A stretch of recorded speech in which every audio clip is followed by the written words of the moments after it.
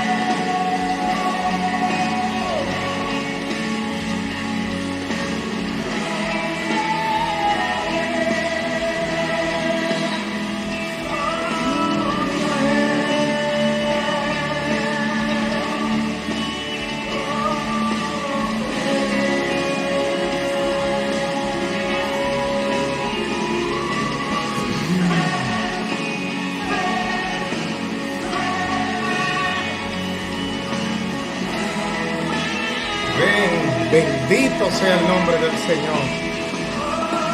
Gloria a Jesús.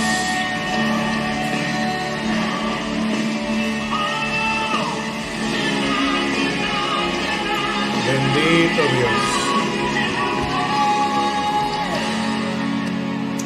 Gloria al nombre del Señor.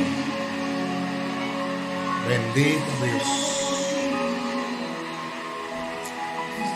Aleluya. Qué bonito es la alabanza. Es hermosa la alabanza entre los rectos, dice la palabra. Así nos enseña la preciosa palabra del Señor.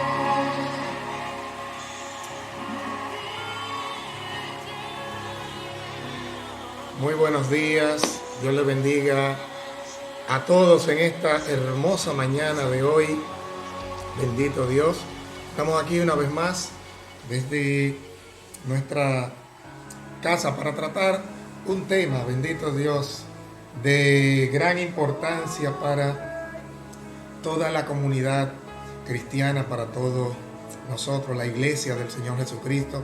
En esta mañana quiero dar un tiempecito muy breve para que nuestros hermanos puedan estar por ahí, conectarse todos, y comparta el enlace, por favor. Si usted está por ahí, déjenos su saludo, déjenos su comentario y participe de esta enseñanza, porque la participación activa permite que nosotros aprovechemos mejor la palabra que el Señor nos da. No seamos solamente espectadores, sino que también seamos participantes activos. Hoy yo quiero hablarle del tema que vemos en pantalla: características de un adorador. Características de un adorador. Así es que vamos a ver algunos hermanos que están por ahí. Bendito el nombre del Señor. A ver si podemos enviar invitación a algunos de los hermanos. Bendito el nombre de Dios, para que puedan tener participación de esta bendición el día de hoy. Así es que glorificamos el nombre del Señor. Gloria, gloria al nombre de Jesús. Mientras tanto, vamos a adorar esa hermosa canción que adora y alaba el nombre de Jesús. Aleluya. Santo.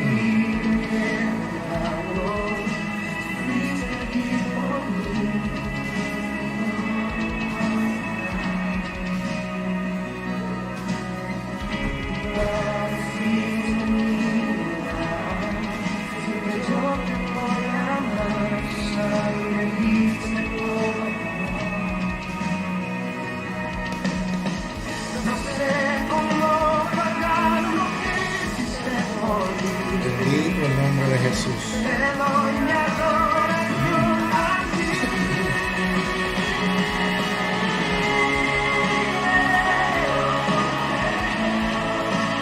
Desde los cielos te quiero adorar, te quiero exaltar. Bendito el nombre de Jesús.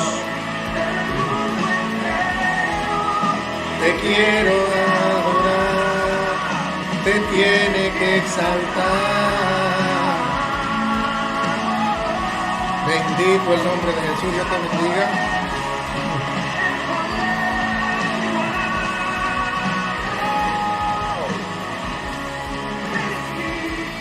Dios bendiga a todos los hermanos que están por ahí ya en sintonía. Dios bendiga a nuestro hermano Mauricio Rodríguez. Bendiciones del Señor para ti. Bendito el nombre de Dios. Y así es que nos preparamos para estar iniciando. No vamos a dar larga, porque sabemos que la palabra del Señor es más importante que cualquier otra cosa. Bendito Dios. Así que vamos a iniciar. Qué bonita adoración de parte de hermano Barak. Me encanta la forma como adora este joven, y por eso quise iniciar este tema, escuchando algunas de esas alabanzas.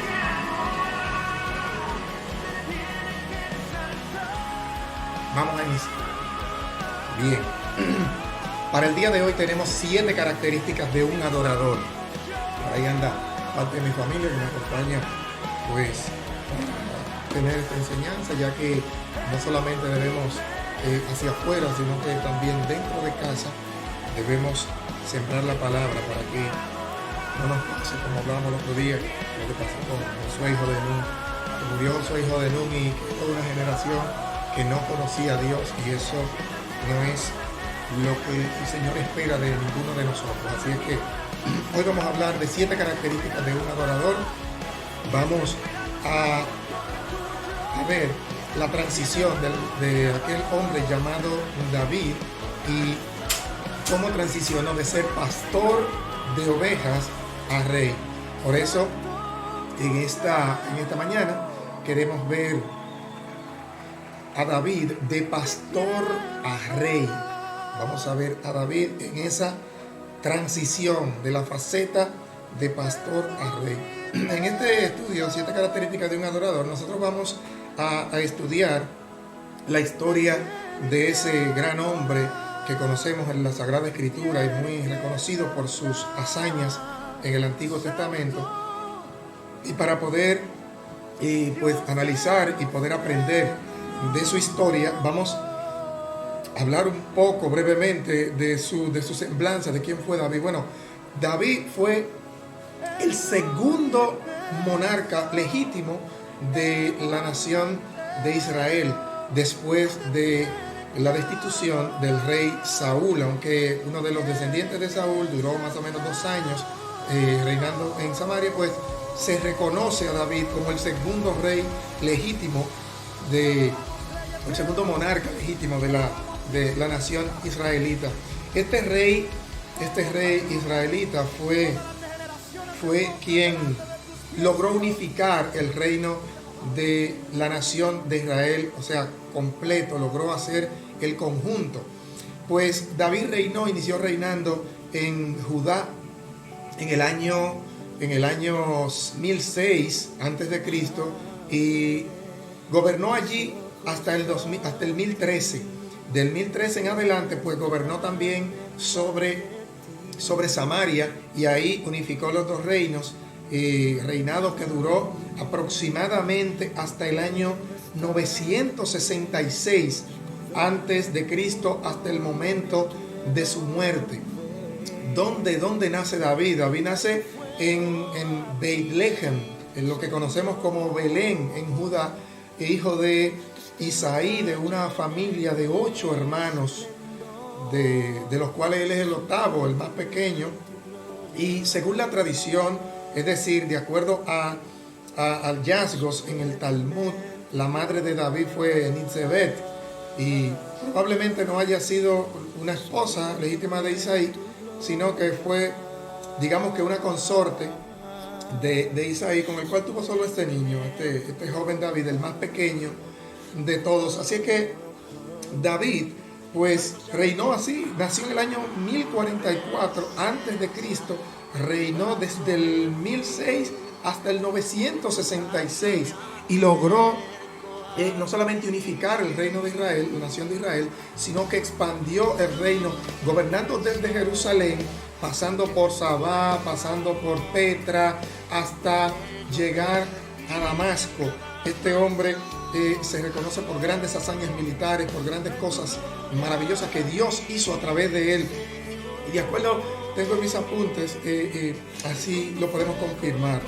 De su historia podemos aprender las características del gran adorador que llegó a ser. Hoy nosotros vamos a centrarnos solamente en 7 características del adorador que llegó a ser David, y vamos a verla, la vamos a recordar la mañana de hoy, esas 7 características como las 7P, las 7P de un adorador trascendental. Y yo quiero que lo puse a propósito así, con esa nomenclatura, para crear una huella en nuestra memoria. Las 7P de un adorador trascendental.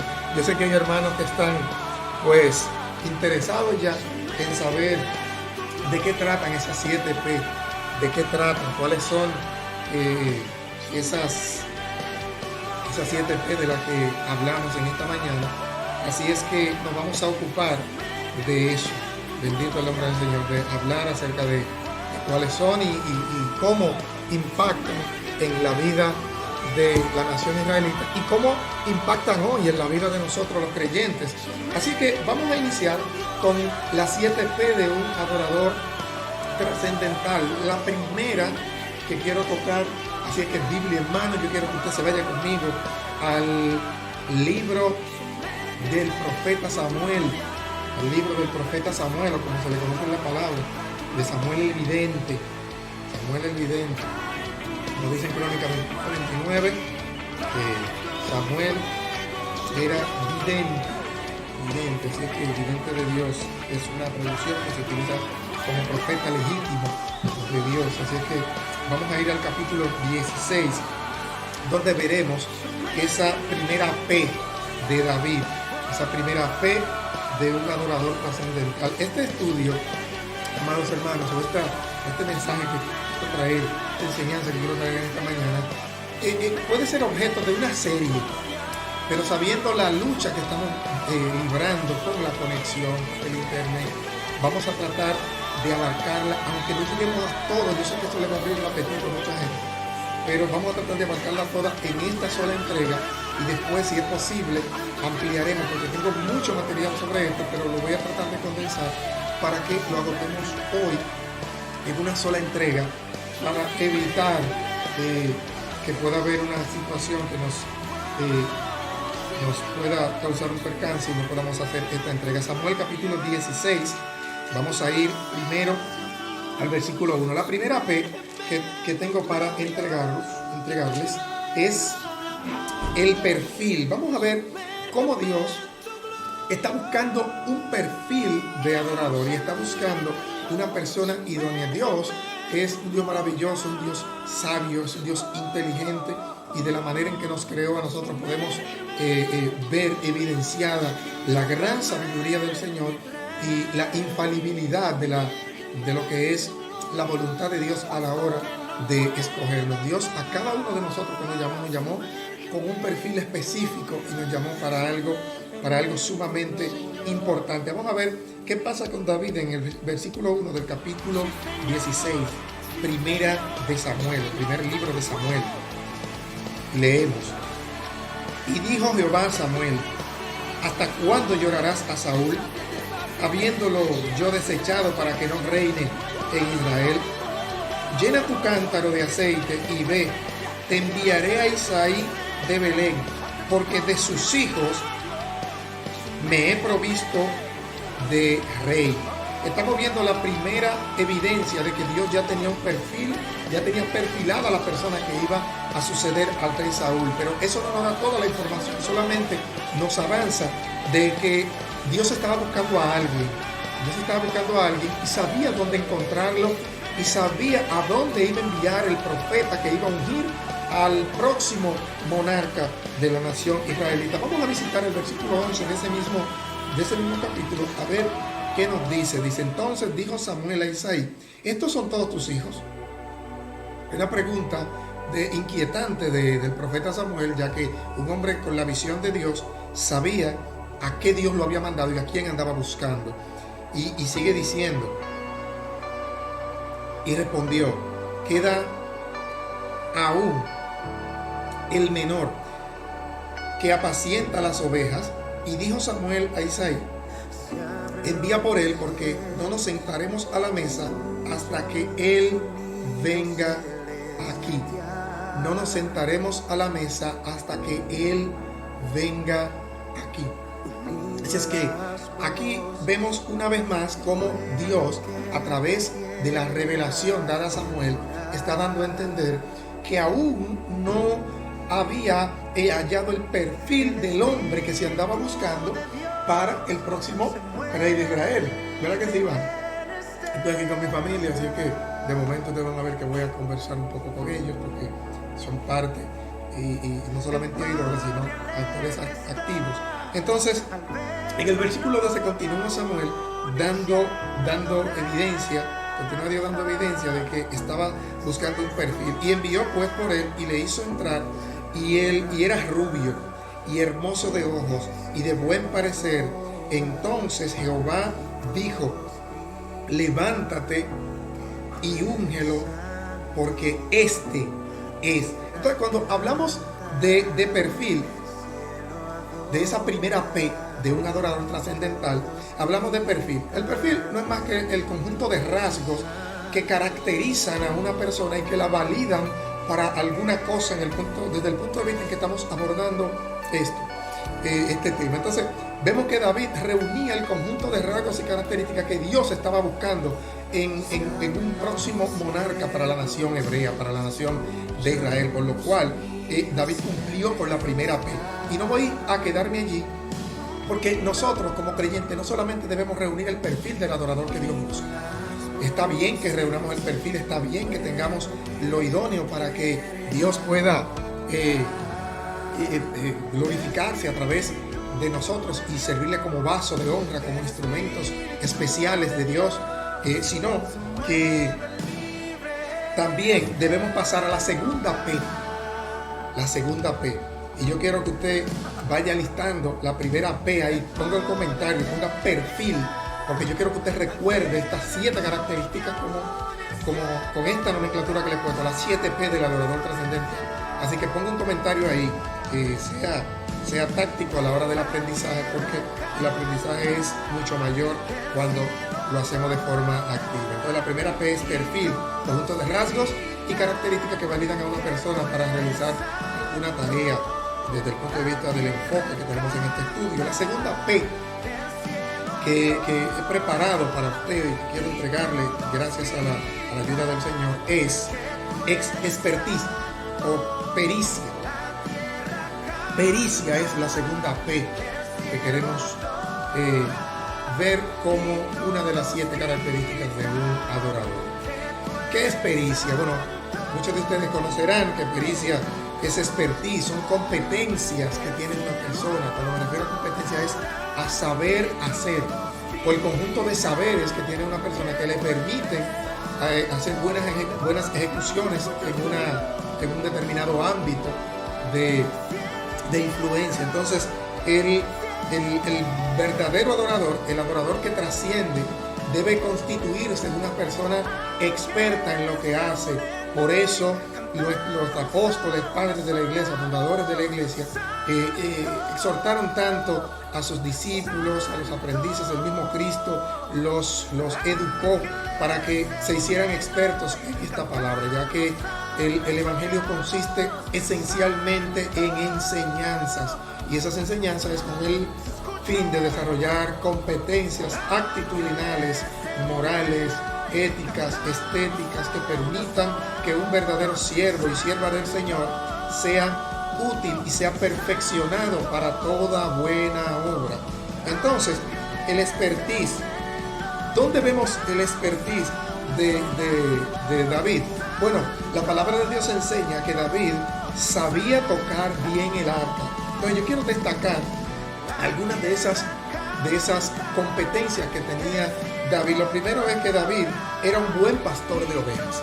¿Por qué nos damos cuenta que era tan buen pastor de ovejas? Bueno, a partir de los relatos que veremos más adelante, en donde David defendía sus ovejas a capa y espada. David no escatimaba esfuerzo en defensa de su rebaño, de su redil, por lo cual se constituía en un pastor idóneo. Y a mí me encanta lo que pasa con David, porque el nombre de David significa expresamente el escogido o el amado de Dios. Y no me sorprende que su nombre signifique eso por la forma en cómo él asciende al reino, la forma en cómo Dios lo hace llegar al reino, y cuál era la conducta de él cuando estaba solamente al cuidado de las ovejas. O sea, él mostró competencias de ser un buen protector y guiador, un buen pastor, a partir de su desempeño como pastor de ovejas. También David era un buen fabricante de instrumentos, porque por lo que sigue la Biblia hablando de David no solamente tocaba el arpa, David fabricaba instrumentos, y de ahí que David fue fabricante de gran parte de los instrumentos que se utilizaron en aquel tabernáculo que él mismo creó. Él era un constructor, como lo deja saber también su accionar al construir aquello que fue conocido como el tabernáculo de David, allí donde puso el arca, después que la recuperó y la colocó en un lugar donde todos la pudieran ver. No puso velos ni nada por el estilo, sino que permitió que todos pudieran ver aquel tabernáculo. O sea que vemos a David como un buen edificante y constructor. Vemos a David como un buen músico. David era tan buen músico que la música que él hacía era capaz de sacar fuera a los demonios. Vemos una característica de un adorador que cuando se desempeña en el ámbito de la música, lo cual no es la única esfera de influencia de un adorador, sino una de ellas, vemos que lo hace con excelencia y lo hace de un modo que puede ministrar liberación a través de la música. David tocaba un instrumento llamado arpa. El arpa era un instrumento muy especial, muy valioso para el pueblo hebreo, ya que el arpa, había diferentes tipos de arpas, pero regularmente el arpa que se usaba en la zona de Israel era un arpa que tenía 22 cuerdas. ¿Y por qué tenía 22 cuerdas? ¿Qué hay allí? ¿Qué tiene de importancia estas 22 cuerdas? Bueno, tenía la misma cantidad de cuerdas que hacían alusión al alfabeto hebreo, aquella lengua que ellos pues conservaban como una lengua, digamos, sagrada, porque era a través de la cual Dios le hablaba y ellos la tenían como sagrada. Para nosotros sabemos que digamos que no existe propiamente una lengua sagrada, sino aquella que bendice el nombre del Señor, pero para ellos sí era una lengua sagrada. De ellos no les gustaba adorar en tierra extraña, en otras lenguas, porque ellos entendían que había un trato especial de Dios a través de su lengua. Pero lo que quiero significar de la composición de esa arpa era que tenía las 22 letras en cada una de las cuerdas, o sea que cada tono que daba el arpa era, digamos, una letra, era un fonema que cuando él tocaba diferentes combinaciones o acordes, pues él prácticamente profetizaba a través de lo que era la música, y por eso vemos que a través del Espíritu, esa unción que cargaba David en la música, pues permitía que los demonios salieran, porque era conocido por eso, ya que se lo recomendaron, vamos a ver más adelante a Saúl, por estas cosas. David era un buen compositor, estamos hablando de la pericia, estamos en la segunda P del adorador. ¿En qué era un perito David? En la composición. David compuso diversos salmos e himnos. De hecho, se ha encontrado históricamente un origen davídico en los libros de los salmos, ya que vemos que en muchos de los títulos de los salmos aparece el nombre de David como compositor o como autor material e intelectual de aquellas composiciones maravillosas. Y además de esto, David compuso himnos, compuso muchas canciones para cada persona específica. David era tan excelente compositor que él identificaba las voces que iban a cantar dichas canciones, e incluso seleccionaba a los músicos. Él construía los instrumentos que iban a dar cada tipo de tonalidad. Él hacía diferentes tareas que lo constituían en un compositor maravilloso. Así compuso diferentes salmos de guerra, salmos de adoración, salmos de agradecimiento, salmos dedicados estrictamente a la Torá, a la ley de Dios, al Pentateuco. Le dedicó canciones a la casa de Dios. David era un compositor completo, también era un excelente estratega, cosa que lo vemos en el desempeño que tuvo él como militar en sus primeros años junto a Saúl, cuando Saúl lo tomó como paje de arma, lo puso frente a personas de guerra, y dice que todas las cosas que hacía David, todas sus acciones eran memorables, mucho mejor que todos los siervos que tenía Saúl. Entonces vamos a cerrar ahí con lo que es la segunda P, que es pericia. Todo adorador debe ser perito, desarrollar capacidades que lo acrediten como un adorador conocedor de la materia en la que tiene influencia o está a cargo. Vamos a ir a la tercera P. Yo quiero ir a la tercera P del adorador trascendental. Esa tercera P es la paciencia. Y yo quiero que usted me acompañe a 1 Samuel 18. Si usted va conmigo allí, vamos a ver el versículo 11 hasta el 15. Vamos a ver dónde se refleja esa tercera P, que es la paciencia de un adorador trascendental. Capítulo 18 de Primera de Samuel, versículo 11 hasta el 15. Vamos a ver qué pasó allí. Y arrojó Saúl la lanza diciendo: enclavaré a David a la pared. Pero David lo evadió 2 veces. Mas Saúl estaba temeroso de David por cuanto Jehová estaba con él y se había apartado de Saúl. Por lo cual Saúl lo alejó de sí y le hizo jefe de 1000, y salía y entraba delante de Saúl, delante del pueblo. Y David se conducía prudentemente en todos sus asuntos y Jehová estaba con él. En ese pasaje que leímos, desde el 11 hasta el 15, vemos 2 veces la expresión de que Jehová estaba con él. Pero lo que quiero destacar allí de la paciencia de aquel joven David era que, a pesar de que recibía fuertes ataques, duros ataques por parte del mismo hombre que había demandado de una persona como él y de que lo había escogido como paje de armas, pues David, a sabiendas de que había sido ungido como rey de Israel, había sido ungido previamente a esto por Samuel, pues vemos que él conserva su postura, su estatus, y se mantiene humilde, sencillo, esperando pacientemente el momento de su exaltación a ser el monarca de la nación israelita, y se mantiene pacientemente. De hecho, en el versículo 15 destaca que David se manejaba muy prudentemente en todos sus asuntos, y eso debe enseñarnos algo a nosotros dentro de esas 7 P de un adorador trascendental. ¿Qué tiene un adorador trascendental que agrada a Dios? La paciencia. La Biblia sostiene y enseña que la paciencia es de los santos. Que la paciencia es de los santos.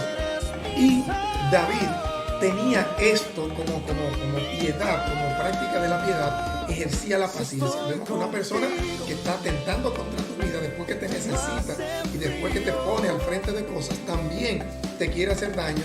Dice la palabra que Saúl llegó a una etapa en que el Espíritu de Jehová se apartó de él y él divagaba en su mente. Vamos a decir, estaba pasando por un proceso de depresión tan fuerte a causa del vacío que sentía por haberse apartado del Espíritu de Dios, que ya su mente, su psique estaba fallando. Estaba fallando y dice que disvariaba dentro del palacio. Y así agarraba una lanza de repente y se la tiraba a David. Y David lo que hacía era que evadía, eludía. Una enseñanza para nosotros, los hombres y mujeres de Dios, que constantemente nos enfrentamos a ataques tanto de adentro como de fuera. Los ataques no solamente van a venir de parte del enemigo, de parte de afuera, sino que a veces nuestro carácter va a ser probado por gente de adentro.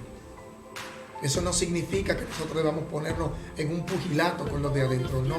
Si la Biblia nos enseña que debemos amar incluso a nuestros enemigos, cuanto más a nuestros hermanos, aunque en algún momento de su vida pasen por algún proceso, por algún problema en el que a lo mejor nos ataquen. Y esto no es extraño, ya que cuando eres investido con ese manto de colores, pues a veces dentro de tus mismos hermanos nunca más te volverán a hablar vamos a decir, con bondad, te hablarán con amabilidad. José pasó por algo como eso. La palabra enseña que cuando José, y esto no allá al Génesis, cuando José soñaba, lo contaba a su padre y a sus hermanos, y eso lo tenía un poco molesto. Su padre lo amaba tanto que eso también molestaba a sus hermanos, pero nada molestó más a los hermanos de José que el momento en el que el padre lo envía a hacer aquel manto de colores, y que eso es otro tema, eso es otro mensaje, pero lo toco así de manera tangencial para significar lo que quiero decir en esta mañana. Y este manto de colores provocó que después que él se colocó ese vestido, dice la palabra que sus hermanos nunca más le volvieron a hablar con amabilidad. Y eso pasa cuando esos colores que son esa diversidad, esa multiforme gracia de Dios sobre tu vida es manifestada de una manera maravillosa en ti, pues eso provoca a veces un celo que probablemente dentro de nuestros hermanos va a sanar, por lo cual no debemos atacarlos a ellos, sino orar para que ellos sean investidos, porque el espíritu no se da por medida, pero la fe sí. Entonces a veces nosotros vamos a operar en el espíritu conforme a la medida de fe, ya que si nuestra fe fuese grande, operáramos en el espíritu sin medida, ya que el espíritu no se da por medida. Pero debemos orar a Dios para que Dios aumente la medida de fe en los hermanos, que le permita pues estar investidos con la misma gloria con la que en algún momento podamos nosotros exhibir, y mantenernos humildes, y como esa tercera P que hemos estado significando esta mañana, que es la paciencia. La paciencia. Recuerde que estamos en la 7P de un adorador trascendental. Entonces vamos a ir a la cuarta P. La cuarta P es presencia. Presencia. Y yo quiero que vayamos a Primera de Samuel capítulo 16. ¿De qué hablamos acerca de presencia? 16, 18. Vamos a ir a los versículos 18. Leemos por la autoridad del Eterno. Diga pues nuestro Señor a tus siervos que están delante de ti, que busquen a alguno que sepa tocar el arpa, para que cuando esté sobre ti el espíritu malo de parte de Dios, Él toque con su mano y tengas alivio. Voy a leer hasta el 23. Saúl respondió a sus criados: buscadme pues ahora alguno que toque bien y traédmelo.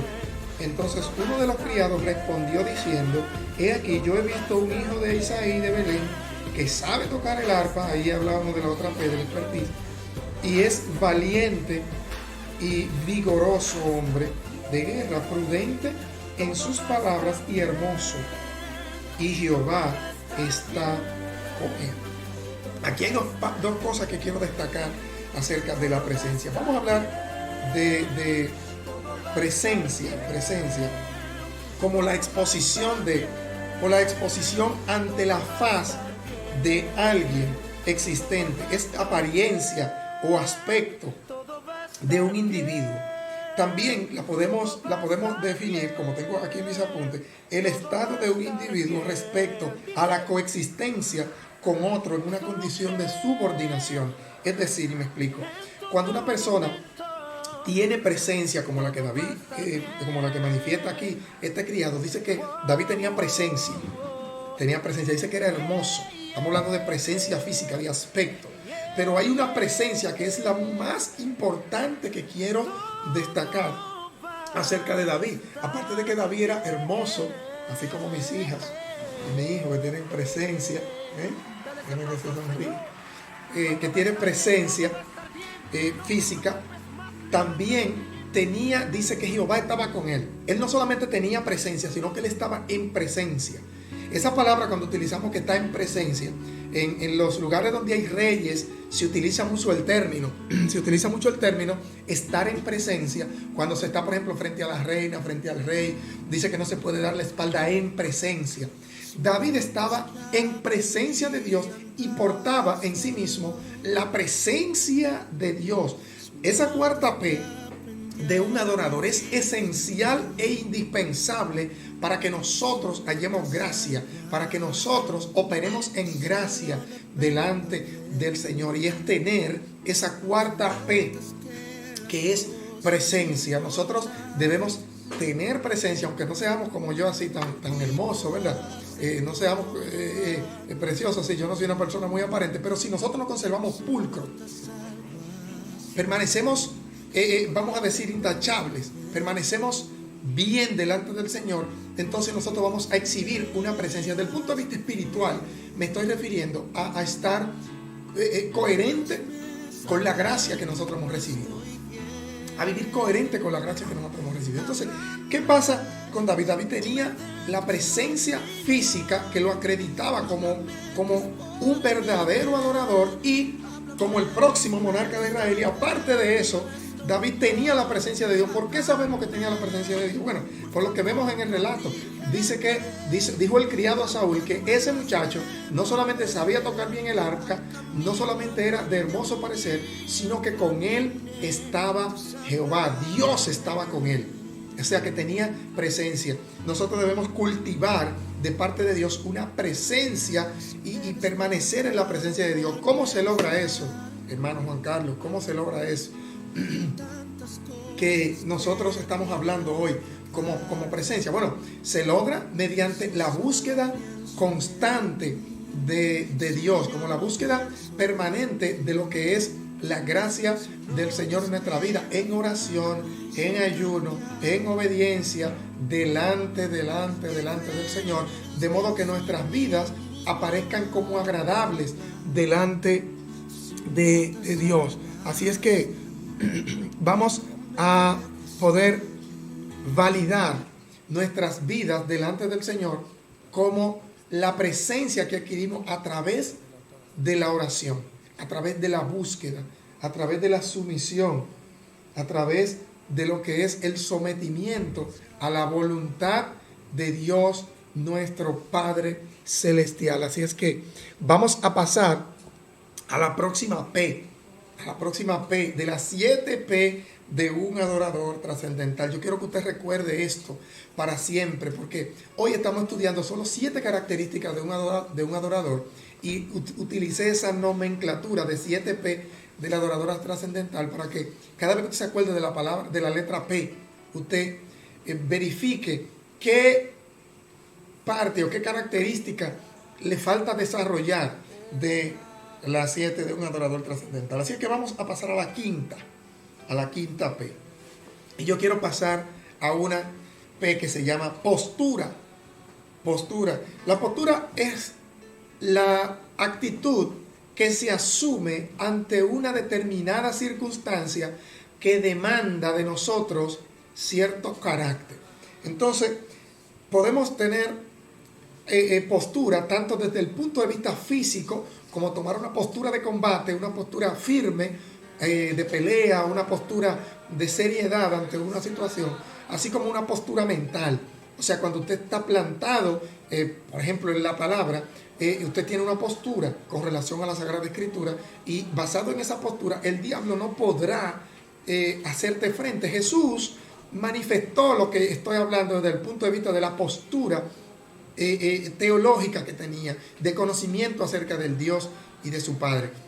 Jesús, cuando el enemigo vino a tentarlo, porque convierte esta piedra en pan, Jesús tenía muy claro que él no necesitaba demostrarle nada a nadie, sino que él estaba claro de la unción que portaba, y por consiguiente,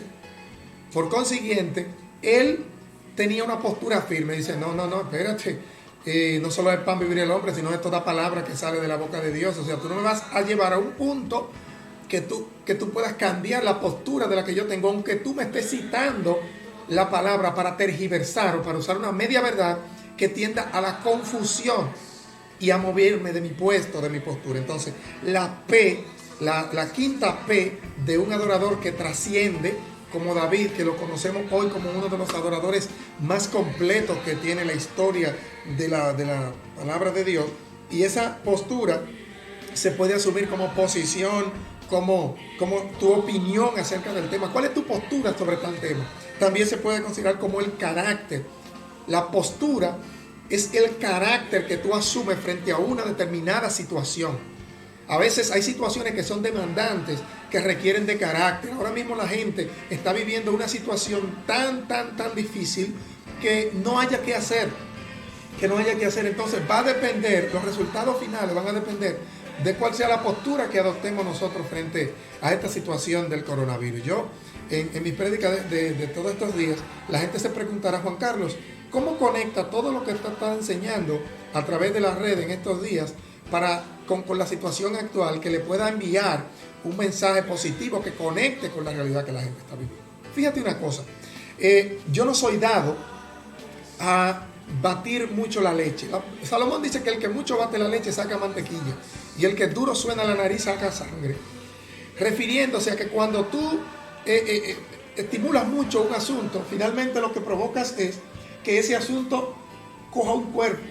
O sea, si nosotros agarramos el tema del coronavirus y lo convertimos en todo en lo cual nosotros pensemos, eso va a llegar a profundizar tan fuerte en nuestro corazón que nuestro corazón solamente va a pensar en coronavirus.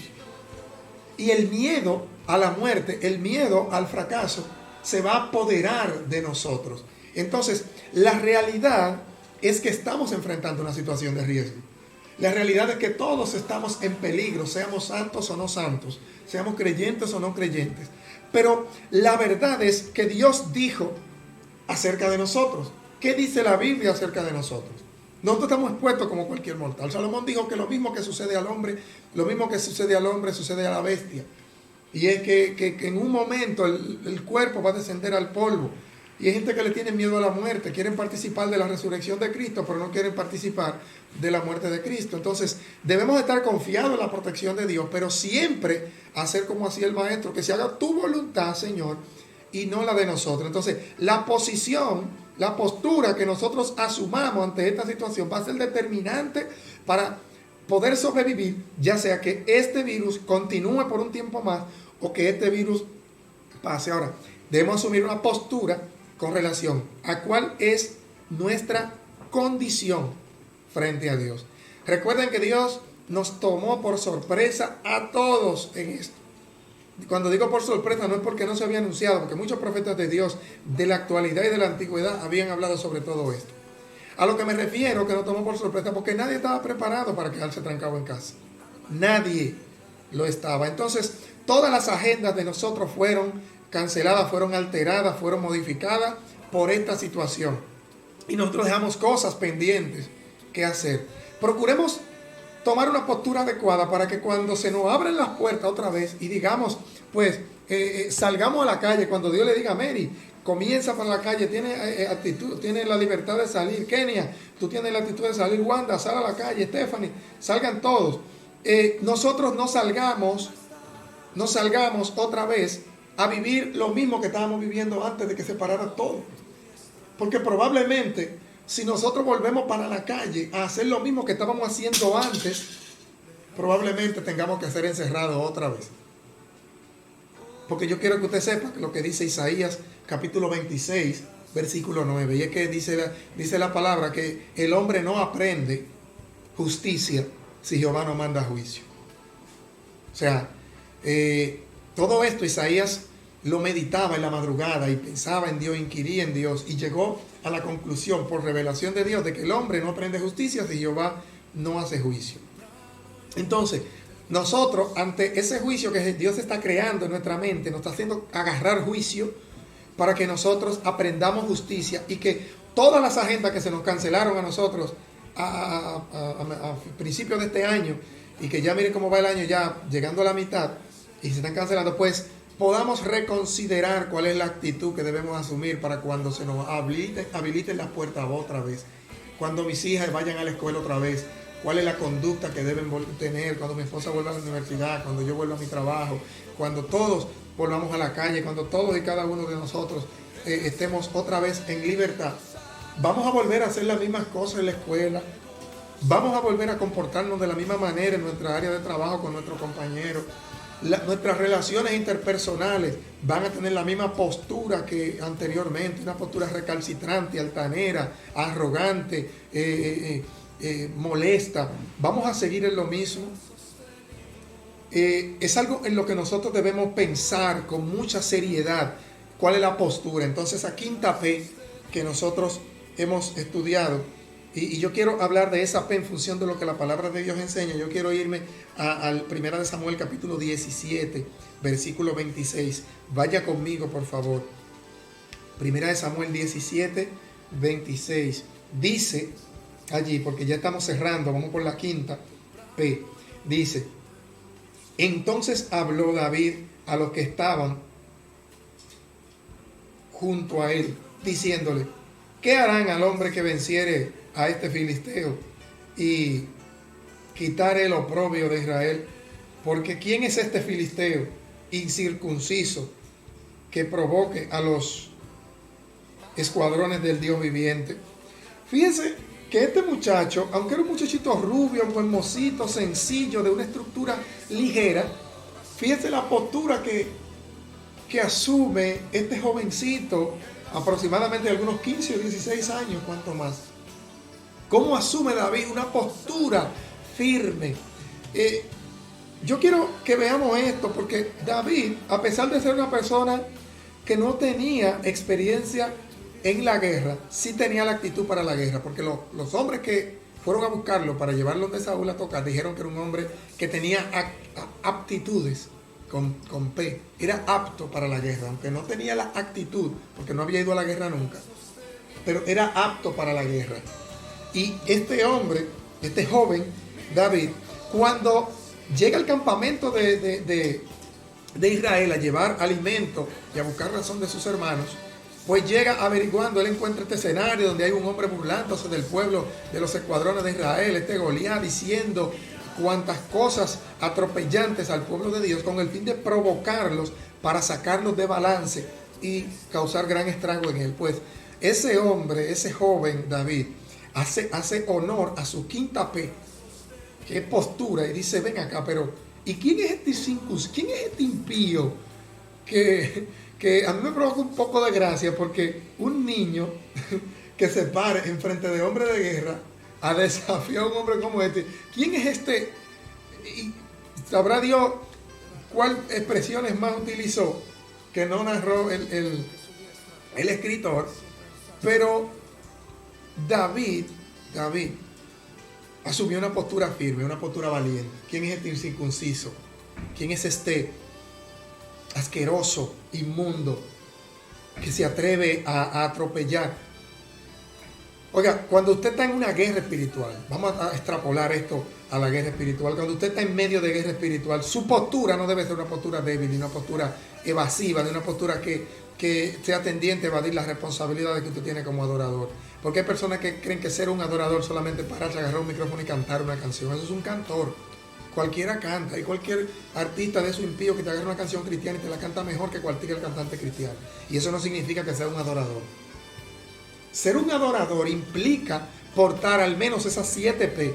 Solamente estoy estudiando 7 características, no significa que sean todas, pero que son de las más relevantes que encontré en el estudio de estos pasajes y que manifiestan la condición hábil que debe tener un adorador.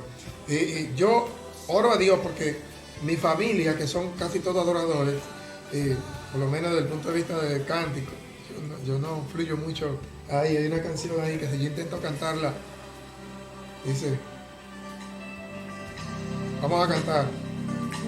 Me has sostenido, oh tu diestra. Yo no fluyo mucho en el tema del cántico, pero mi familia sí, mi esposa canta, mis hijos se están instruyendo en eso del canto. Y yo les hablo porque mi intención es que ellos desarrollen un carácter de un adorador genuino, de un adorador verdadero, que tenga estas 7 P. Y dentro de esas P es la postura. Que puedan tener una postura firme cuando están adorando, sepan que no solamente están cantando para que los escuchen. Todo adorador no debe estar pendiente a su reputación solamente, sino debe estar pendiente de su conciencia.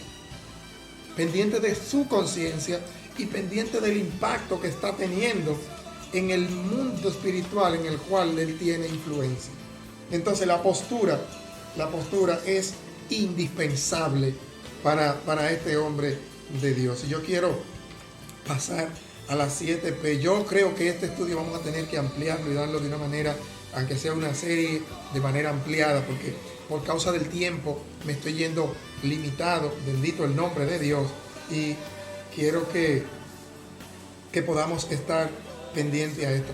Una de las 7 P de un adorador, la pasión. ¿Qué es la pasión? La pasión es un sentimiento que supera la razón. Es un sentimiento que te conlleva a ti a tomar actitudes que superan incluso la razón humana. ¿Qué cosas podemos nosotros poner como ejemplo de lo que es pasión? Bueno, el amor, los celos, el odio y la ira desmedidos pueden ser tomados como ejemplo de amor, porque ya sobrepasan lo que es la razón. Cuando una persona tiene pasión por algo, es un amor sacrificial. Y cuando hablo de amor sacrificial, solamente nos llega un solo ejemplo a la mente, que es el nombre de Cristo. Un amor sacrificial. El amor que Jesucristo mostró por la humanidad excede la razón humana. ¿Qué amor tan grande puedes tú tener por una gente que te atreva a pasar todo lo que Cristo pasó en la cruz del Calvario, Carlito? ¿Qué amor tan grande puedes tú sentir por una persona que te lleve a tú exponer tu vida al maltrato, a la crucifixión, al oprobio, a la ignominia, a todo lo que pueda ser malo para una gente? O sea, ese amor responde a la pasión. ¿Y dónde nosotros evidenciamos esta fe que portaba David como esa sexta P del adorador trascendental? Esa condición, ese sentimiento vehemente que te ayuda a ir más allá de la razón y a sacrificarte por aquello lo que amas, por aquello a lo que quieres, por aquello lo que realmente tú entiendes que merece la pena. Yo quiero que usted comparta este video, tómese un tiempo, porque lo mejor de él está a punto de venir. Así que antes de leer este pasaje que voy a leer de la Pasión, le voy a dar unos segunditos con esta alabanza, con esta adoración, para que usted comparte este video ahora. Compártalo ahora, porque yo creo que esta palabra no me pertenece. Esta palabra no me pertenece, así que comparto. Porque todo lo que hay dentro de mi corazón necesita más de ti. Renuévanos, Señor. Renuévame, Señor Jesús. Ya no quiero ser igual.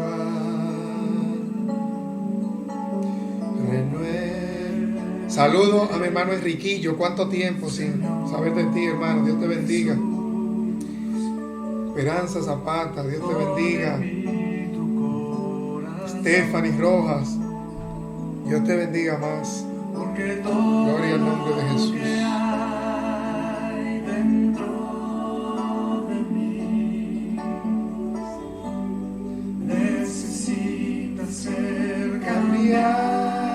Señor. Bien. Porque todo lo que hay dentro de mi corazón. Voy a dejar esa alabanza ahí de fondo. Bien, entonces estamos en la pasión. Pasión por la palabra, pasión por lo que amamos, pasión por el evangelio, pasión por lo que hacemos, pasión por nuestra familia, pasión por el ministerio, por la iglesia, pasión. En estos días hace falta gente realmente apasionada por Dios, apasionada por lo de Dios. Nosotros estamos viviendo en una generación que es poco apasionada. Nosotros vemos como la gente hace las cosas solamente mientras está sacando provecho o mientras se le está celebrando lo que hace, pero en la medida en que no está recibiendo aplauso, se deteriora su ánimo. Entonces no hay pasión. Desde que le dan un boche se enfrían. Desde que le dicen cualquier cosa, echan para atrás. Eso no es pasión. Si Jesús hubiera echado para atrás con el primer boche, si Jesús hubiera echado para atrás con el primer insulto, con el primer castigo, con el primer maltrato, con la primera persecución, entonces el sacrificio no hubiera llegado a la cruz del Calvario y su sangre no hubiera sido derramada por nuestra salvación. Entonces nosotros estamos ante la situación de que nosotros debemos aprender, estamos en una sociedad que debemos aprender a escuchar un boche y seguir sonriendo. Mire, esto está a un punto que si usted no escucha un boche de su jefe, de su pastor, de su maestro, de quien sea, y lo asume con actitud, usted no va a progresar en la vida. Si usted no sabe tomar un boche, seguir sonriendo, tragarlo, mire, y echar para adelante, usted no va a llegar a ningún lado. Y yo creo que alguien debe escuchar esto. Porque todos los hombres que están puestos en eminencia delante de nosotros, en algún momento de nuestra relación nos van a tener que reprender, porque nosotros no somos perfectos. Es más, aunque usted ande perfecto, en algún momento usted le van a dar un boche. En algún momento usted le van a hacer pasar una vergüenza. En algún momento usted lo van a desestimar. En algún momento usted lo van a echar a un lado. En algún momento usted lo van a insultar. En algún momento usted lo van a rechazar. Aunque usted sea una perlita pulida, un pedazo de oro perfecto y preciado, a usted le van a hacer pasar por desaliento. Y si usted no tiene pasión por esto, yo le aseguro que usted se va a devolver. Usted sabe lo grande que usted vaya delante de un profesor a hacer una exposición magistral acerca de una materia, y cuando usted cree que usted tiene un 99.9, el maestro le dice que bueno, que ahí, que más o menos, que por favor vaya y revise eso, y te salga como una... Cualquiera no hace ninguna exposición. El orgulloso dice yo no voy a hacer nada. El orgulloso, el arrogante, el altanero se echa para atrás. Solamente el que tiene pasión por lo que está haciendo y que realmente quiere y ama lo que hace, continúa para adelante. En algún momento tu pastor te va a decir que no está tan bien lo que tú estás haciendo. En algún momento tu esposo, tu esposa te va a decir que tú no estás nada, que lo que tú estás haciendo no está bien. ¿Y qué pasa? ¿Va a abortar la misión por eso? ¿Te va a echar para atrás? En algún momento tu jefe, cuando tú crees que tú te la estás comiendo, va a hacerte saber que tu desempeño no es el que él espera. Y cuando tú estás haciendo la cosa con mayor excelencia, no va a ser recibido lo que tú estás haciendo. Entonces, si tú no tienes pasión, lamentablemente, te aseguro que te vas a devolver. Entonces, la sexta P de un adorador, pasión. ¿Por qué decimos que David tenía pasión? Vamos a revisar lo que dice la Escritura. Vamos a ir al capítulo 17 de nuevo, versículos 34 al 37. Versículos 34 al 37. Primero de Samuel 17. Leemos. Escuchen mi familia, escuchen mis hijos. Dice: David respondió a Saúl: tu siervo era pastor de ovejas, de las ovejas de su padre, y cuando venía un león, oiga bien, cuando venía un león, un oso, y tomaba algún cordero de la manada, yo salía tras él y lo hería y lo libraba de su boca. Y si se levantaba contra mí, yo le echaba mano de la quijada y lo hería y lo mataba. Fuese león, fuese oso, tu siervo lo mataba. Oiga bien, y oiga una manifestación de pasión que tenía David hacia su pueblo. Dijo, termina diciendo: y este filisteo incircunciso será como uno de ellos, porque ha provocado al ejército del Dios viviente. Y añadió David todavía: Jehová, que ha librado de las garras del león, me ha librado de las garras del león y de las garras del oso, él también me librará de la mano de este filisteo. Y dijo Saúl a David: ve, Jehová esté contigo. Con la declaración que este muchacho hace de cuál era su accionar a la hora de él ver una de sus ovejas en amenaza, manifiesta una pasión impresionante. Era un muchacho frágil, y usted, ninguno de nosotros se imagina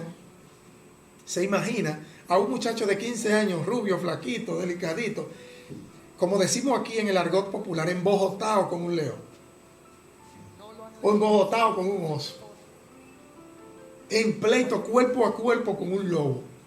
Porque no nos cabe en la mente, cualquiera de nosotros que ve un lobo es a correr que va. Entonces, desde el punto de vista espiritual, nosotros vamos a encontrar muchos lobos, vamos a encontrar osos, vamos a encontrar leones. Dice mi hermana Stephanie, esto es como ser presidente de las cosas que haces con pasión, sin importar lo que esto conlleve. Persistente, dice ella. Amén. Ser persistente. Hermano, si usted se desanima rápido, a mí me da un poco de risa porque de ocasión el espíritu humano es fluctuante, hermano, y eso lo sabemos. Y los sentimientos. Pero el hombre y la mujer de Dios no debe actuar por sentimiento. Nosotros se nos ha dado espíritu, no de cobardía, sino de poder, de amor, de valor y de dominio propio para nosotros enfrentar toda esta situación. Esta hermana Wanda postea uno de los versículos que hemos estado leyendo ahí, excelente. Entonces, ¿qué pasa con David? David, cuando estaba luchando por sus ovejas, cuando estaba cuidando a sus ovejas, por eso dije ahorita que era un buen pastor, era un perito pastor, tenía pericia. Él, cuando estaba luchando por sus ovejas, si venía una fiera de esa y se la quería quitar, David lo hería y lo mataba. Y si la fiera se embalaba, él no la dejaba ir, sino que él le caía detrás y la perseguía y la mataba. Solo una gente con pasión es capaz de perseguir al diablo en cualquier rincón que se meta. No solamente predicar desde el púlpito y predicar desde el altar, no. Ella lleva el evangelio a los barrios donde el diablo no manda a nadie, sino que va él mismo. Hay lugares donde usted va a predicar que el diablo no tiene emisario, sino que es el mismo que va. Y usted tiene que tener la pasión suficiente para meterse en la casa y sacarlo por las greñas de allí, sin miedo. Porque cualquier cristiano que ha sido investido con la sangre del Cordero tiene la capacidad, ha sido dotado con el poder para esto. Ahora tiene que conocer la palabra y ser discípulo de Cristo para esto. Amén. De modo que hay que tener pasión para tú ir a destronar al diablo del lugar en donde él está sentado. No solamente a los que están ahí entre ustedes, de que déjame ayudar a fulano porque está aquí en la iglesia, no. Al que se fue hay que irlo a buscar. Al que nunca ha venido hay que irlo a buscar. E ir y agarrar el oso y romperle la quijada y sacarle la ovejita de entre la boca.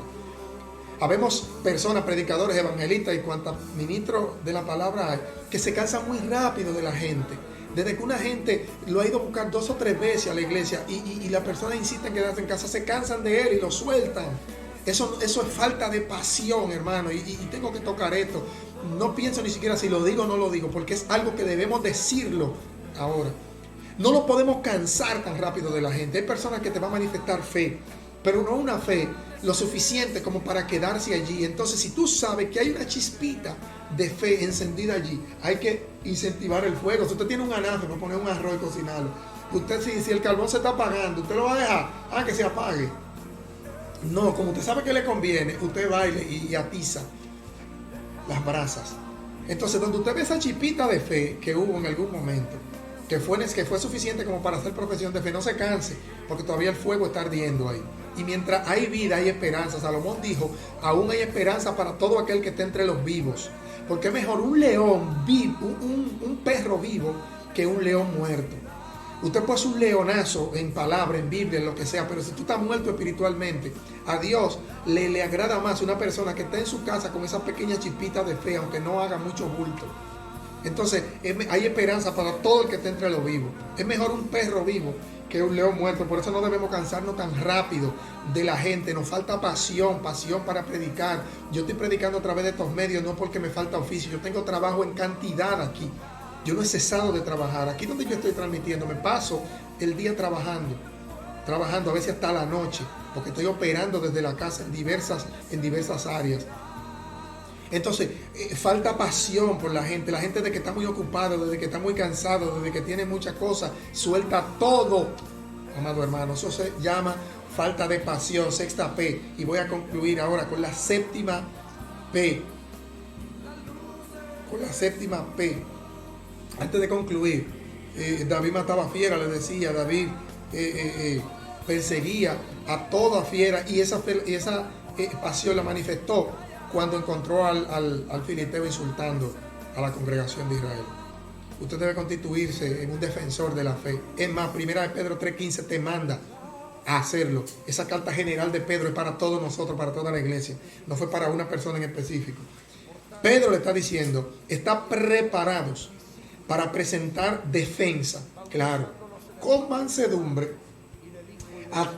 ante todo aquel que demande razón de la fe que hay entre vosotros. O sea, la gente te va a demandar razón. La gente te va a demandar acerca de por qué tú crees en Dios.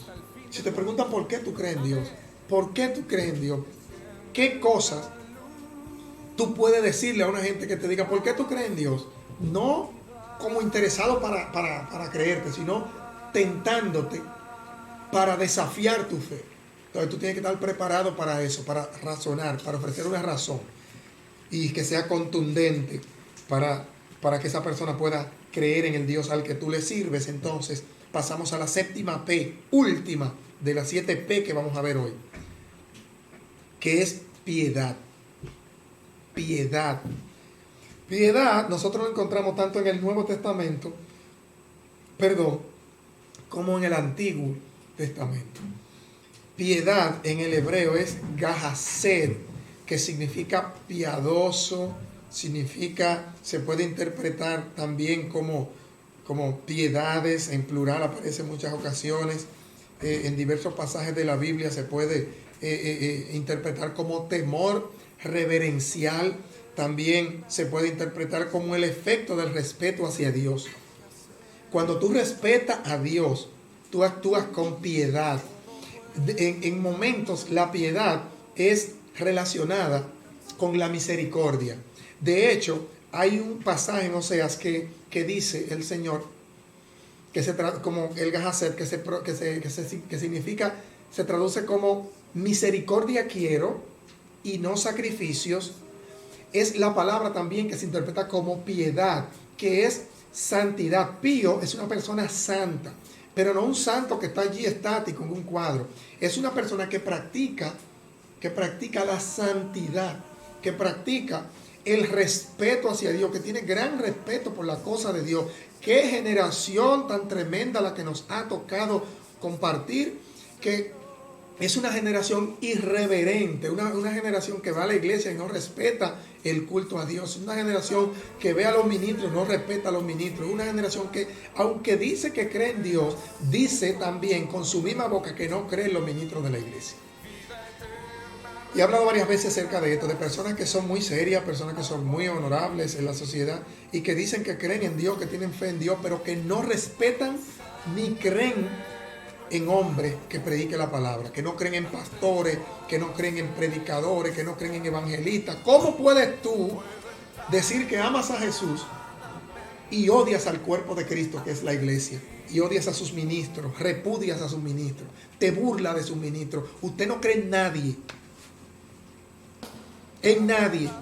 Porque si así es que usted cree en Dios y ama a Jesús y no cree en su cuerpo, en el cuerpo, las iglesias, dentro de las doctrinas fundamentales de la iglesia del evangelio está que la iglesia es sagrada, es sacra, y que es la novia del Cordero, y que Jesús la ama como a la niña de sus ojos, y que nadie tiene derecho a insultarla, por muy predicador que tú seas, por muy teólogo que seas, por muy fe que tú tengas. No tienes derecho, ni competencia, ni tienes calidades para cuestionar a la iglesia de Cristo.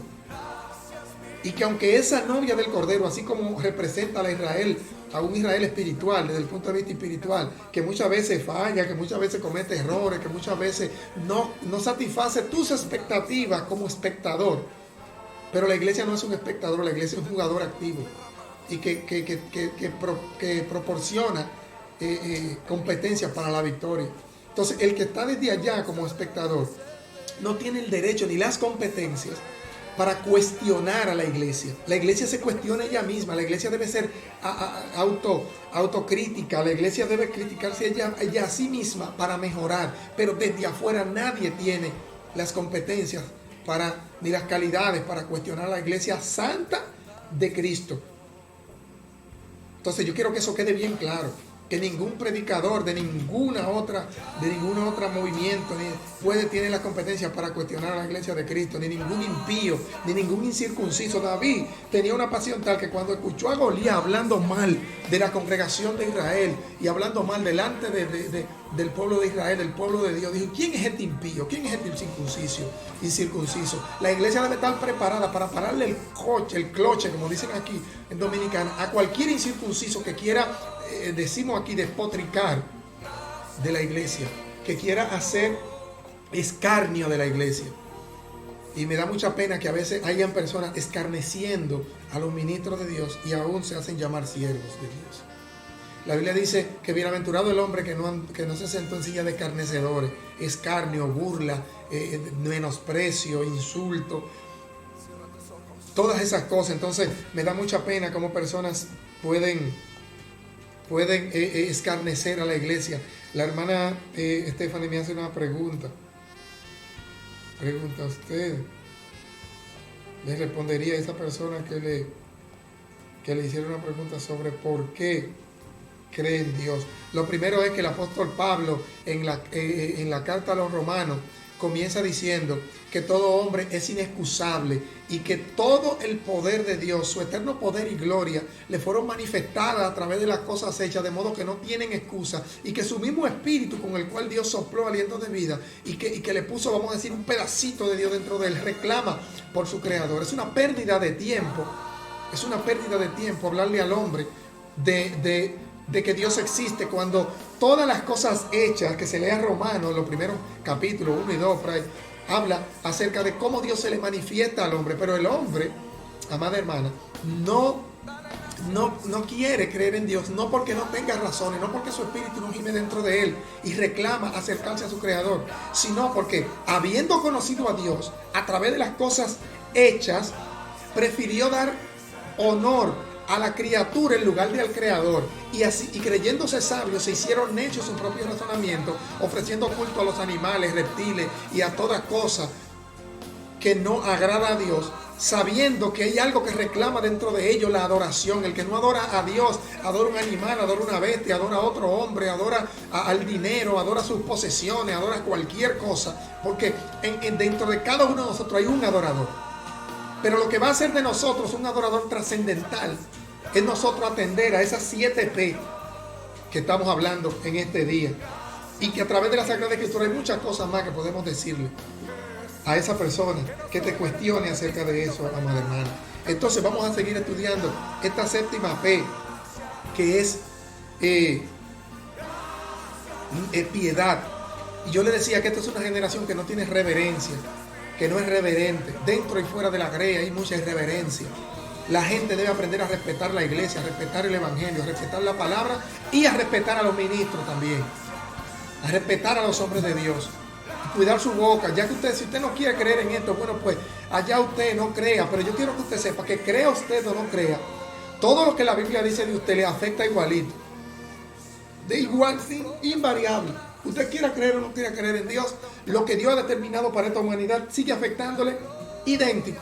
Ahora, si usted no quiere creer, por lo menos guarde su boca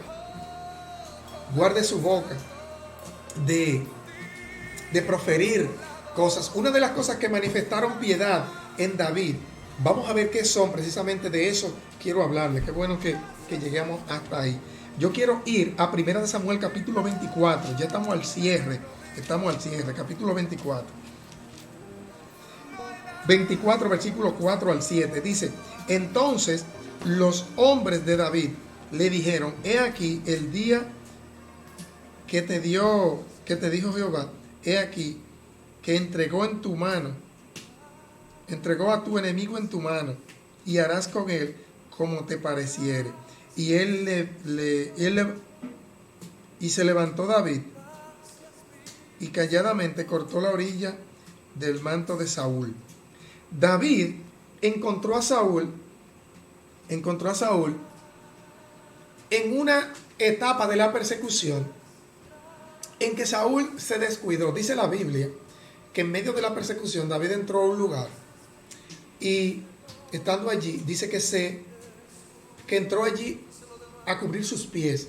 Es un eufemismo que utiliza la palabra, ya que la palabra de Dios, palabra sagrada, no utiliza palabras que sean muy ásperas, pero dice que quiere decir que Saúl entró a hacer sus necesidades, entró a hacer del 2, como dice, y dice que entró a cubrir sus pies, y mientras estaba agachado haciendo una necesidad, dice que los soldados de David lo encontraron allí agachado, y David entró y no le puso la mano. Dice que le cortó un pedacito del vestido sin que se diera cuenta y se lo llevó, amado hermano, se lo llevó y no le puso la mano. Y vamos a ver qué más dice. Y así reprimió David a sus hombres con palabras y no les permitió que se levantasen contra Saúl. Y Saúl, saliendo de la cueva, siguió su camino. Pero quiero leer el 6.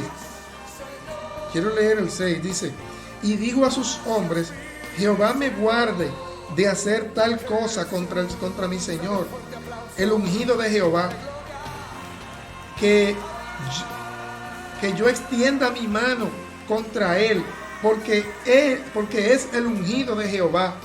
Señores, cuánta falta de respeto a los pastores, cuánta falta de reverencia a los ministros de Dios, a los evangelistas. La gente insulta a un evangelista y lo acusa de cosas sin pensar siquiera las consecuencias. David, mire bien, habiendo Dios desechado a Saúl como rey, y le dijo a Samuel que no llorara más por Saúl, porque ya Dios no lo quiere más, David se guardó de no poner la mano sobre este hombre. Amado hermano, amado amigo que me escucha, guarda tu boca de hablar de los ministros de Dios. Si tú no entiendes algo, no haga como dice Judas acerca de los impíos, de la gente de boca ligera. Dice que blasfeman de lo que no conocen. Y entonces en aquello de que por naturaleza conocen, ellos se corrompen, señores. Hay gente que quiere opinar de la cosa que no sabe, y de la que sabe no la hace bien. Es impresionante que hay gente que habla de cosas desconocidas para él. Insulta a los demonios, insulta a los ángeles, insulta a los pastores, insulta al evangelio, y no tiene una pizca de conocimiento de lo que está haciendo. Guarda tu boca, guarda tu mano de levantarla contra lo que tú no conoces. Ocúpate en que lo que tú por naturaleza conoces, en eso tú te desempeñes bien, hasta que el conocimiento de Dios te alumbre y tú puedas entonces poder actuar de manera correcta. Pero hay algo más. Allí David manifestó piedad, que es la acepción de piedad, que significa misericordia. Él tuvo misericordia de Saúl porque salvó su vida, pero también tuvo piedad en el sentido de que fue reverente a Dios, porque Dios había mandado ungir a Saúl y él lo tenía como que era el ungido de Dios y no le puso la mano. O sea, misericordia a Saúl y piedad ante Dios, santidad, que es un temor reverencial ante Dios. Y en el versículo 13 sigue diciendo, en el versículo 13 del mismo capítulo, dice, como dice el proverbio de los antiguos, de los impíos saldrá la impiedad, así mi mano no será contra ti. David no era un impío. O sea, impío significa sin piedad, o que no es pío, que no es santo, que no es reverente, que no es respetuoso a las cosas y a la gente de Dios. Entonces, aunque la gente de Dios falle, como fue Saúl, usted no tiene el derecho, o mejor dicho, usted tiene el deber de conservarse piadoso delante de Dios y controlar su boca, controlar su mano y sus acciones ante el ungido de Dios. Entonces, solo de los impíos saldrá la impiedad y saldrá la maldad y el mal. Y por eso en este contexto David dice esto, y en el 26, para concluir, en el 26:8 dice, entonces dijo Abisai a David, hoy ha entregado Dios a tu enemigo en tu mano, ahora pues déjame que le hiera con la lanza y la clavaré en la tierra de un golpe y no le daré segundo golpe. David le respondió a Abisai, no lo mates, porque ¿quién extenderá la mano contra el ungido de Jehová y será inocente? Dijo además David, vive Jehová, que si Jehová no le hiere, o su día llegue para que muera, o descienda a batalla y perezca. O sea, David le hace una reprensión a aquel hombre, a aquel acompañante, a aquel guerrero. David tenía unos hombres que eran muy aguerridos. Dios bendiga a nuestro hermano Mauricio, que está por ahí, Mauricio Rodríguez.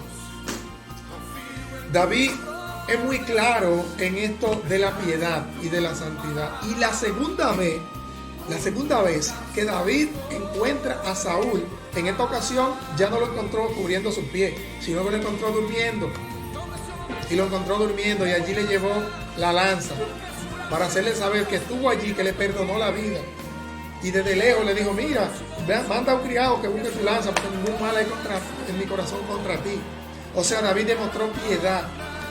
Y eso es algo maravilloso, cuando un hombre de Dios puede levantar la mano. Dice, ¿quién levantará la mano contra el ungido de Jehová y quedará por inocente? O sea, ¿quién va a hacerle daño a un pastor, a un evangelista, a un ministro de Dios, y va a hacer quedar como inocente? Amado hermano, cuidemos nuestra boca, vamos a desarrollar esa séptima P. Esa séptima P de un adorador trascendental. Vamos a desarrollar piedad, santidad, temor reverencial, respeto a las cosas de Dios, porque nadie que falte a esto va a quedar por inocente. Y finalmente, quiero concluir diciéndole que lo más importante de estas 7 P es esta ahora mismo: el temor reverencial, el respeto a Dios, el respeto a las cosas del Señor, a las cosas y a la gente sagrada. Bendito sea el nombre del Señor. En esta noche, en esta mañana, yo quiero concluir diciéndole que la adoración a Dios debe ser genuina, según dice Juan capítulo 4 versículo 23. La hora viene y la hora es cuando los verdaderos adoradores adorarán al Padre, y lo harán en espíritu y lo harán en verdad. Es lo primero, la adoración genuina. Adoración genuina, no hacer creer que nosotros estamos envueltos en una nube en la que realmente no estamos. En esta enseñanza, a pesar de que siento una presencia de Dios impresionante, usted no me ha oído hablar una sola lengua, no me ha visto sacudirme una sola vez, no me ha visto estremecerme una sola vez, no porque el Espíritu no te mire, sino porque ahora es momento de la enseñanza, de tomar conciencia, de aprender que la reverencia a Dios es importante, que un verdadero adorador debe contemplar estas 7 características, aunque tenga más.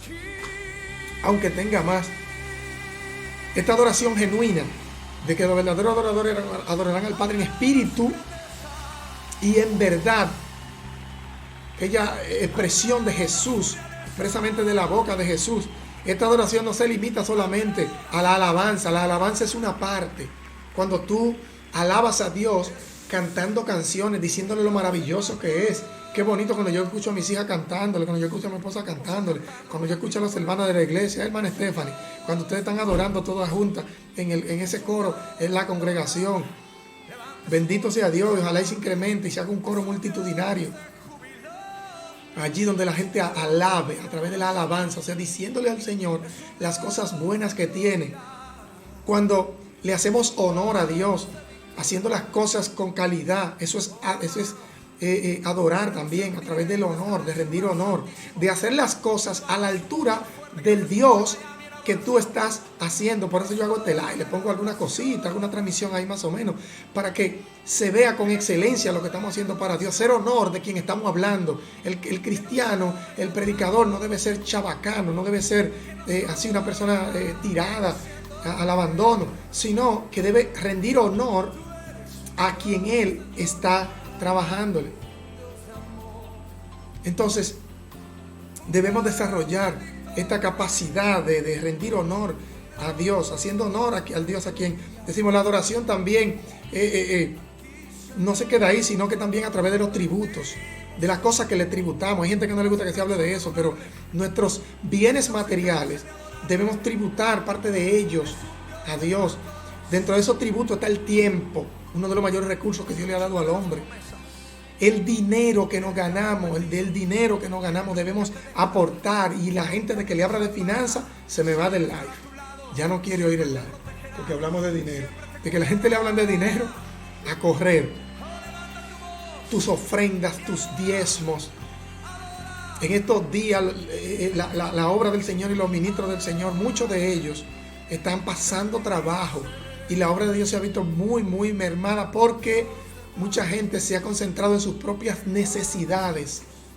Y la finanza, el que no prueba a Dios en la finanza, como dice Malaquías, el que no prueba a Dios en la finanza nunca va a ser prosperado. Y cualquiera que tú seas tú, antes de tú hablar de cómo se manejan las finanzas dentro de la iglesia, prueba a Dios en la finanza. Y tú vas a ver entonces si tú tienes razones para eso. No seas irreverente, porque nadie levantará la mano contra lo sagrado y quedará por inocente. Nadie. Entonces, nosotros tenemos los tributos, y nosotros del rey David, a través de lo que hemos explicado en toda la historia, en todo lo que hemos analizado acerca de la vida y testimonio del rey David, no lo aprendemos como un mero concepto. La vida de David es un ejemplo de lo que es un verdadero adorador. Porque David no nos define a nosotros en un diccionario que es un adorador.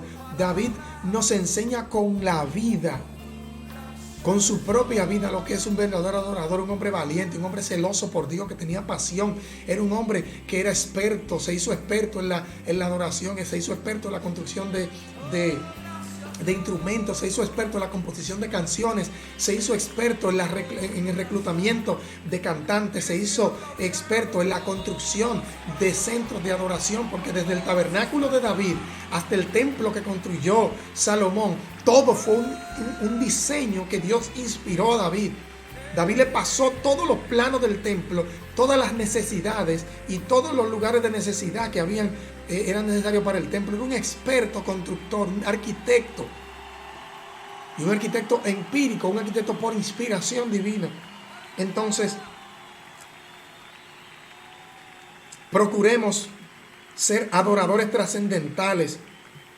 Todos los que tenemos al menos una de las características que hemos enunciado de esas 7, todos tenemos al menos una o más. Es hora de buscar la P que nos falta. Es hora de buscar la P que nos falta.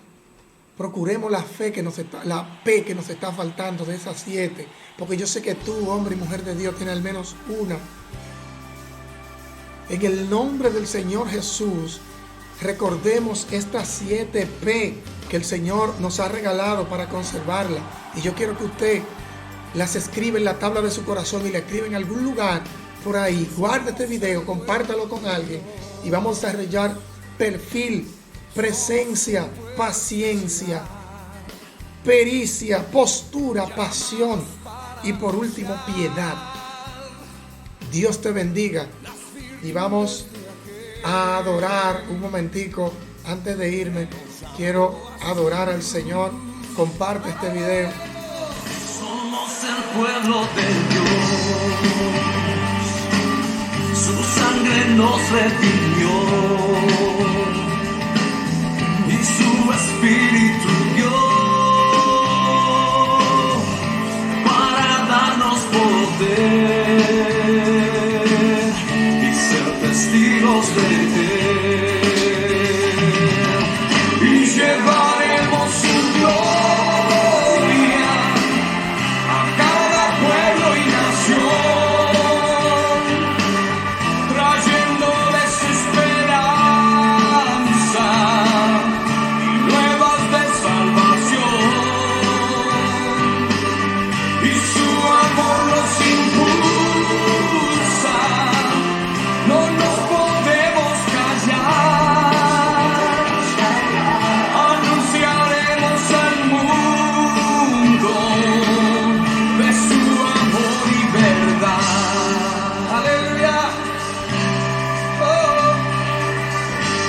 Porque los sanos somos el pueblo de Dios,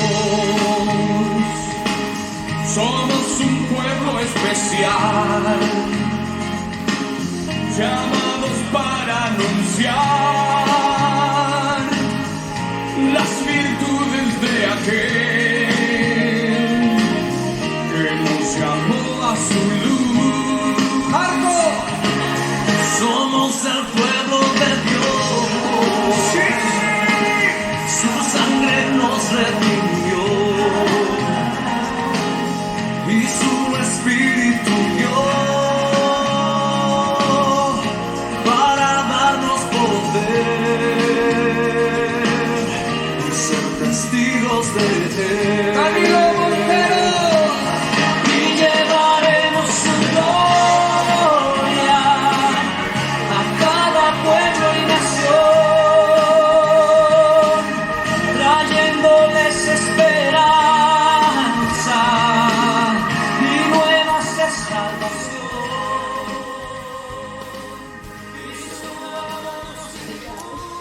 Bendito el nombre del Señor. En esta mañana quiero despedirnos pidiéndote la oración para que podamos desarrollar más contenido de calidad, más contenido de bendición para toda la iglesia. Es tiempo de brindar a los hermanos, a los amigos, ayudas económicas, ayuda en términos de alimentos y todo tipo de ayuda que podamos brindarle, pero sobre todo, todas esas ayudas van a pasar y van a quedar en memoria, como las limosnas de Cornelio y nuestras oraciones como las de Cornelio, pero la palabra de Dios nunca pasará. Y yo creo que es un tiempo en que la iglesia debe dar la palabra a tiempo, afuera de tiempo. No dar la palabra cuando no tenemos nada que hacer, sino sacar de nuestro tiempo y bendecir la vida de los demás. Dios te bendiga, Dios te guarde y será hacia una próxima oportunidad. Bye bye.